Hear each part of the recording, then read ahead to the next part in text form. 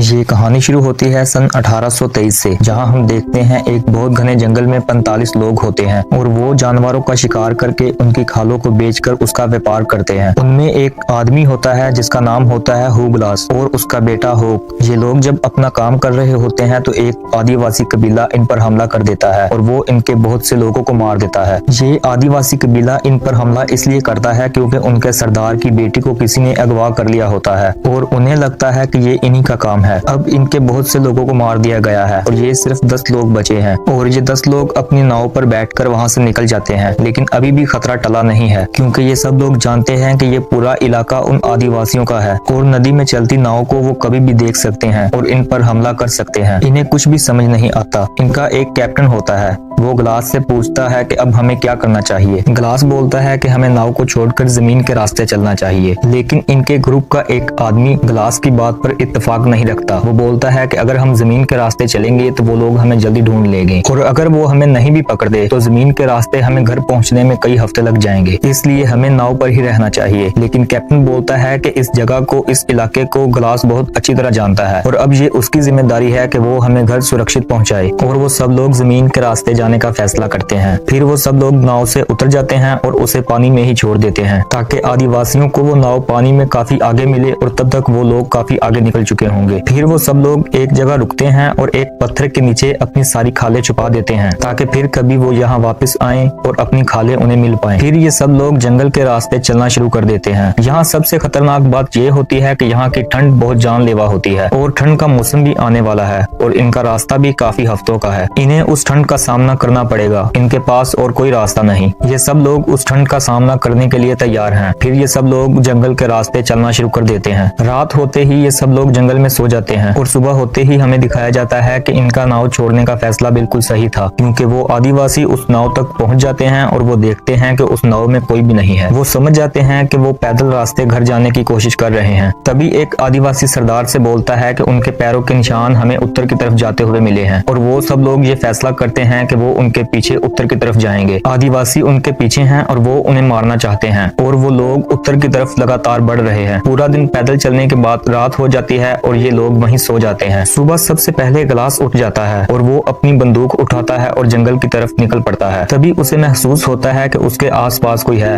और वो तैयार हो जाता है। तभी उसे भालू के कुछ बच्चे नजर आते हैं और इससे पहले कि ग्लास वहां से निकल पाता उस पर भालू हमला कर देता है। ग्लास की बंदूक गिर जाती है और वो भालू उसे बहुत जख्मी कर देता है। ग्लास बहुत जख्मी हो जाता है और वो मरने की एक्टिंग करता है। फिर वो भालू उससे दूर चला जाता है और बहुत मुश्किल से ग्लास अपनी बंदूक उठाता है। वो भालू फिर से ग्लास पर हमला कर देता है, लेकिन इस बार ग्लास भालू पर गोली चला देता है। वो भालू बहुत ताकतवर होता है, इसलिए उसे उस गोली का कोई ज्यादा असर नहीं होता और वो ग्लास को बहुत जख्मी कर देता है, उसे अधमरा कर देता है। वो फिर से ग्लास से दूर चला जाता है। ग्लास के पास एक चाकू होता है और वो उस चाकू को निकाल लेता है। गोली की वजह से भालू भी थोड़ा कमजोर हो जाता है और वो तीसरी बार ग्लास पर हमला करता है। लेकिन इस बार भालू जब उस पर हमला कर रहा था तो ग्लास भी उस पर लगातार वो चाकू चला रहा था। वो दोनों एक खाई में गिर जाते हैं और वो भालू ग्लास के ऊपर आ जाता है और वो भालू वहीं पर मर जाता है। ग्लास भी लगभग मर ही चुका होता है क्योंकि उस भालू ने उसका गला पूरी तरह फाड़ दिया था और उसे बहुत गहरे गहरे घाव दिए हैं और वो दर्द से चिल्ला रहा होता है। तभी ग्लास के साथी उसे ढूंढते हुए वहां आते हैं और वो देखते हैं कि ग्लास के ऊपर वो भालू गिरा हुआ है। वो बहुत मुश्किल से उसे ऊपर से हटाते हैं और ग्लास को नीचे से निकालते हैं और उसे अपने साथ ले जाते हैं। उनमें से एक आदमी ग्लास के जख्मों को सिलना शुरू करता है। उसका गला पूरी तरह कट चुका है और बहुत गहरे गहरे घाव हैं और उसका पैर भी टूट चुका है। वो अब चल भी नहीं सकता। उन लोगों का मानना ये होता है कि अब ये 1 घंटा भी जिंदा नहीं रह सकता। दूसरी तरफ हम देखते हैं वो जो आदिवासी होते हैं उनके पास इनकी बहुत सी खालें होती हैं और वो उनके बदले कुछ लोगों से घोड़े और बंदूकें लेते हैं। इससे पहले वो आदिवासी इन पर तीरों से हमला करते थे, लेकिन अब उनके पास बंदूकें हैं, इसलिए ये लोग अब और भी खतरे में हैं। फिर कुछ लोग ग्लास के लिए स्ट्रेचर बनाते हैं और उसे ऊपर रखते हैं और आगे बढ़ना शुरू कर देते हैं। आगे पूरा चढ़ाई का रास्ता होता है और ग्लास को लेकर आगे बढ़ना बहुत मुश्किल है और उसकी वजह से सब लोग धीमे हो रहे थे। फिर कैप्टन एक आदमी से बोलता है कि ग्लास के मुंह पर कपड़ा रखो। दरअसल वो उसे गोली मारने वाला होता है। उसे लगता है कि ग्लास अब नहीं बचने वाला क्योंकि वो दर्द से तड़प रहा होता है और उसे आगे ले जाना नामुमकिन है। तभी ग्लास का बेटा आगे आ जाता है और वो कैप्टन से बोलता है कि ऐसा मत करो। कैप्टन को उस पर दया आ जाती है क्योंकि गिलास की वजह से ही ये सब लोग अब तक बचे हुए थे। कैप्टन अपने लोगों से बोलता है जो भी गिलास के आखिरी वक्त आने तक यहाँ रुकेगा उसे रॉकी माउंटेन 4 कंपनी की तरफ से $70 दिए जाएंगे, क्योंकि गिलास ने उनकी बहुत मदद की होती है, क्योंकि जब ये मरेगा तो इसके अंतिम संस्कार करने के लिए इसके पास कोई हो। गिलास का बेटा बोलता है मैं यहीं रुकूंगा। वहाँ एक और लड़का होता है और वो बोलता है कि मैं भी यहीं रुकूंगा, चाहे $70 मिले या ना मिले। वहाँ एक आदमी होता है जिसका नाम होता है फीड्स। वो कैप्टन को बोलता है कि $70 बहुत कम है। कैप्टन बोलता है $100। तभी गिलास का बेटा और वो दूसरा लड़का बोलता है कि तुम हमारे पैसे भी रख सकते हो। फीड्स बोलता है कि $300 काफी हैं, मैं इसमें अपना घर खरीद सकता हूँ, और वो भी इनके साथ रुकने को तैयार हो जाता है। फिर ये तीनों लोग और गिलास यहीं रुक जाते हैं और बाकी लोग आगे बढ़ जाते हैं। गिलास की हालत बहुत खराब है। फीड्स को लगता है कि वो 1-2 दिन में मर जाएगा, लेकिन गिलास नहीं मरता। शाम को जब गिलास अकेला होता है तो फीड्स उसके पास आता है और वो बोलता है कि तुम मरते क्यों नहीं? तुम्हारी वजह से हम सब की जान चली जाएगी। कम से कम अपने बेटे के बारे में तो सोचो। तुम अपनी जान देकर हम सब की जान बचा सकते हो। अगर आदिवासी यहाँ आ गए तो वो हम सबको मार डालेंगे। मैं तुम्हारी सांस बंद कर दूंगा। तुम बस आंख झपको और मुझे ऐसा करने की इजाजत दो। गिलास अपनी आंखें नहीं झपकता। फीड्स बोलता है कि तुम्हें जवाब देने की कोई जरूरत नहीं, और वो उसके मुंह में कपड़ा डालकर उसकी सांस बंद कर देता है। गिलास तड़प रहा होता है, मर रहा होता है, और तभी गिलास का बेटा पीछे से आकर फीड के सर में मारता है और वो दूर जाकर गिरता है। फीड्स उसे समझाता है कि मैं ऐसा क्यों कर रहा था, लेकिन वो उसकी बात नहीं सुनता और उसकी तरफ बंदूक तान देता है। फीड्स उससे बंदूक छीन लेता है और अपना चाकू उसके पेट में घुसा देता है, जिससे गिलास का बेटा मारा जाता है। गिलास का गला कटा हुआ है और इसलिए वो चिल्ला भी नहीं पाता, और उसका पैर भी टूटा हुआ है और वो अधमरी हालत में है, इसलिए वो कुछ नहीं कर पाता और अपने बेटे को मरता हुआ देखता रहता है। फीड्स उसके बेटे की लाश एक गड्ढे में छुपा देता है ताकि जब वो तीसरा लड़का आए तो वो उसे ना देख पाए। वो लड़का जब वहाँ पर आता है तो गिलास उसे नहीं बता पाता कि इसने मेरे बेटे को मार डाला है। उसके मुंह से आवाज नहीं निकल पाती। रात होती है और वो दोनों सो जाते हैं। सुबह होती है तो फीड्स उस लड़के के कान में बोलता है कि 20 आदिवासी इसी तरफ आ रहे हैं और हमें जल्दी से यहाँ से निकलना होगा। वो लड़का बहुत डर जाता है और वो बोलता है कि होप कहाँ है। फीड्स बोलता है कि अगर वो जिंदा होगा तो हमें ढूंढ लेगा। लड़का बोलता है कि गिलास जिंदा है और हमने कैप्टन से वादा किया था कि गिलास के मरने के बाद उसका अंतिम संस्कार पूरे रीति रिवाजों से करेंगे। ये बात सुनकर फीड्स बहुत जोर से गिलास को खींचता है और वो बहुत जख्मी होता है और वो दर्द से चिल्लाने लगता है। फीड्स ने एक गड्ढा किया होता है और वो गिलास को उस गड्ढे में डाल देता है। वो लड़का बोलता है कि ये तुम क्या कर रहे हो? फीड्स बोलता है कि 1-2 दिन में ये मर जाएगा और जैसे कि हमने कैप्टन से वादा किया था मैं पूरे रीति रिवाजों से इस पर मिट्टी डाल रहा हूँ। वो उस पर थोड़ी सी मिट्टी डाल देता है और वहाँ से चला जाता है। वो लड़के को बोलता है कि तुम भी जल्दी आ जाओ वरना मारे जाओगे। वो लड़का वहाँ से जाना नहीं चाहता, लेकिन उसे अपनी जान का भी खतरा है। वो अपनी बोतल गिलास के ऊपर रखकर वहाँ से चला जाता है। वो लड़का नहीं जानता था कि फीड्स झूठ बोल रहा है, क्योंकि आसपास कोई भी आदिवासी नहीं था और अब गिलास अकेला है।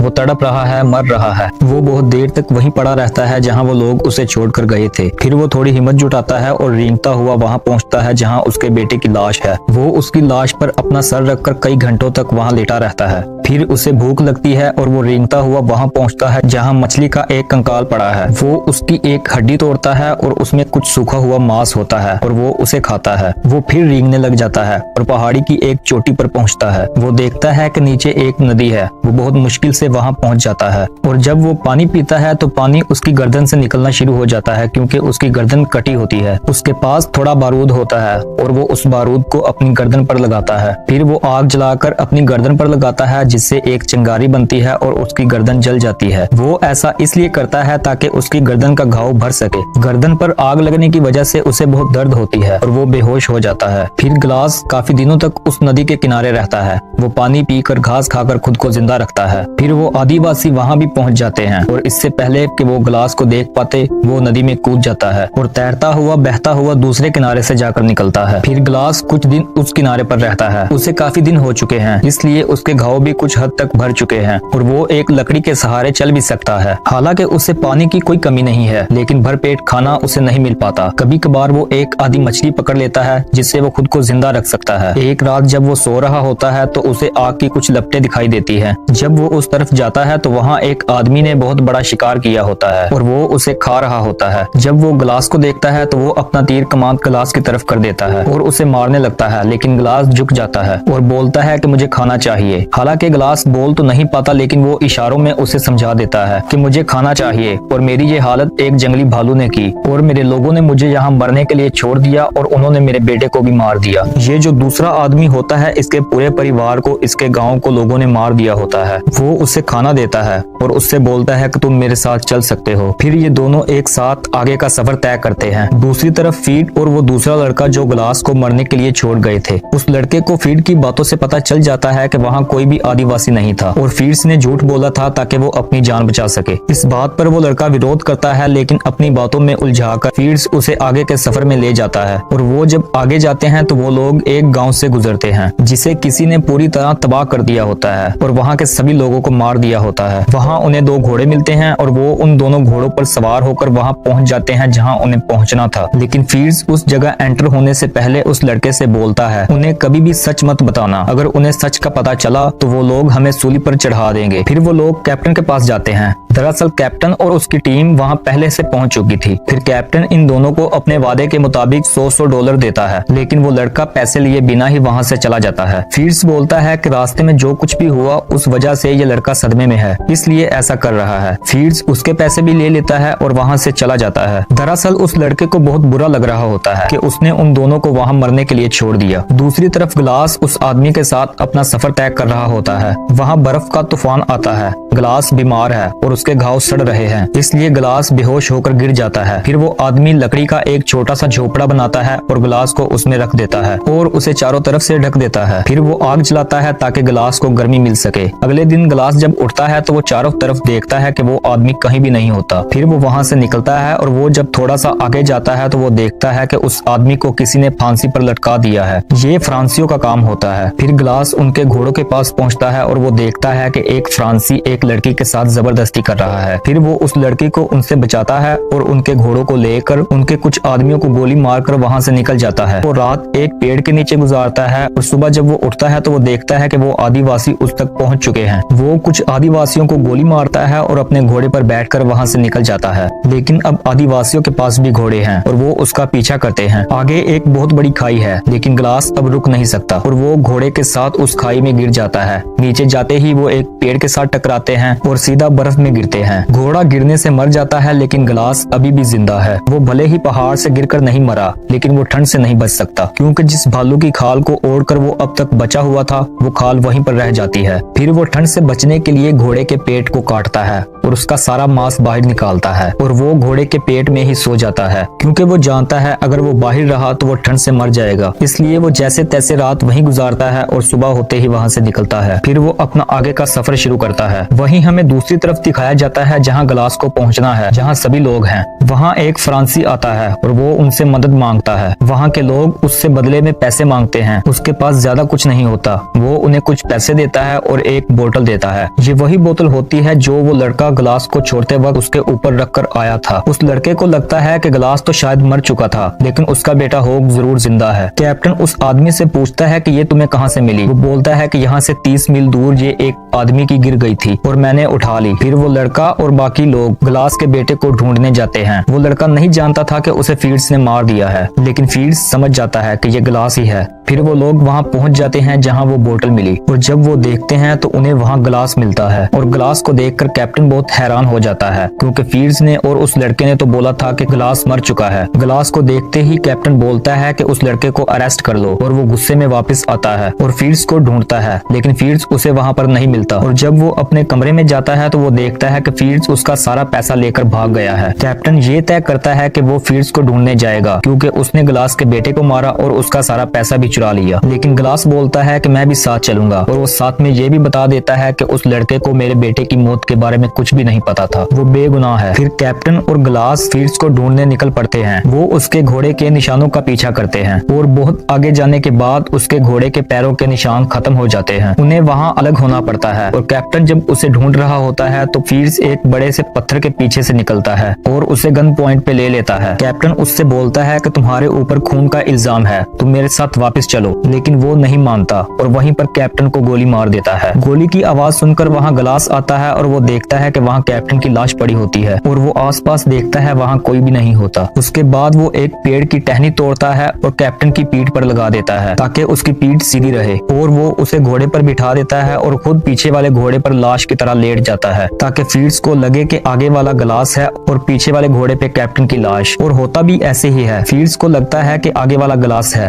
और वो उस पर गोली चला देता है। गोली लगते ही वो नीचे गिर जाता है और फील्ड्स को लगता है कि ग्लास भी मर चुका है और वो धीरे धीरे उसके पास आता है और उस लाश को पलटता है जिससे वो ग्लास समझ रहा था वो कैप्टन की लाश होती है। तभी ग्लास पीछे वाले घोड़े से उठकर उस पर गोलियां चलाता है और एक गोली उसके कंधे पर लग जाती है, लेकिन वो वहां से भाग निकलता है और ग्लास उसका पीछा करता है। पीछा करते करते वो एक नदी के किनारे पहुंच जाते हैं और वहां उन दोनों में बहुत लड़ाई होती है और ये दोनों बहुत जख्मी हो जाते हैं। तभी हम देखते हैं कि नदी की दूसरी तरफ वही आदिवासी आ जाते हैं जो इन्हें मारना चाहते हैं। जब ग्लास फील्ड्स को मारने लगता है तो उसे उस आदमी की याद आ जाती है जिसने उसे खाने के लिए मांस दिया और उसकी जान बचाई। उसने एक बार ग्लास से बोला था कि बदला लेना ऊपर वाले के हाथ में है, इंसान के नहीं, और वो फील्ड्स को नदी में छोड़ देता है। फील्ड्स पानी में बहता हुआ नदी के दूसरे किनारे तक पहुंच जाता है और वहाँ वो आदिवासी उसे पकड़कर मार देते हैं। उसके बाद वो नदी पार करके ग्लास की तरफ आ जाते हैं, लेकिन वो उसे नहीं मारते क्योंकि उन्हें उनकी बेटी मिल गई होती है और ये वही लड़की होती है जिसे एक बार ग्लास ने फ्रांसियो से बचाया था, इसलिए वो उसे छोड़कर आगे निकल जाते हैं। आखिर में हम देखते हैं कि ग्लास बहुत जख्मी है और उसे उसकी बीवी की आत्मा दिखाई देती है और ग्लास की आंखों में आंसू होते हैं। इसी के साथ ये कहानी, ये फिल्म खत्म होती है।